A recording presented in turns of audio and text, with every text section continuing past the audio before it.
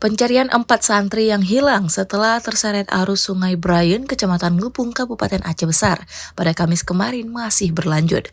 Hari ini, Jumat 26 Agustus 2022, PJ Bupati Aceh Besar Muhammad Iswanto mengunjungi lokasi tempat keempat santri berenang sebelum dilaporkan terseret arus untuk menggelar doa agar para korban segera ditemukan. Doa dipimpin Ustadz Mustaqim yang juga staf kantor Camat Lepung. Dalam penjelasannya, Muhammad Iswanto menyebutkan gelaran doa bersama sebagai pelengkap ikhtiar dalam pencarian para korban. Iswanto berharap upaya pencarian dapat berlangsung lancar tanpa kendala sampai para korban ditemukan.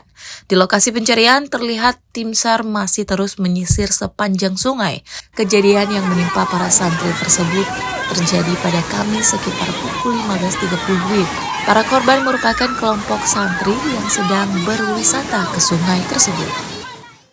Samping usaha-usaha juga hari ini sudah dilakukan dari kemarin, dari bantuan TNI Polri, alhamdulillah, dari SAR, kemudian dari seluruh unsur, ya, secara gotong royong sudah melakukan pencarian, menyisir sampai dengan batas waktu nanti. Kemudian tadi kita untuk samping itu secara spiritual kita juga tadi sudah mendoakan bersama kawan-kawan kita di lokasi. Kemudian ke depan mungkin kita harapkan ada koordinasi, kemudian ada penguatan dari seluruh pengelola wisata,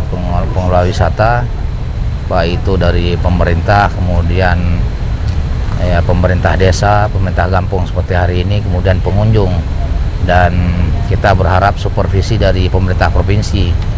Saya rasa itu insya Allah ke depan usaha dan perbaikannya akan terus kita lakukan sehingga memberikan pelayanan yang maksimal dan kejadian hari ini menjadi itibar bagi kita semua. Demikian, terima kasih.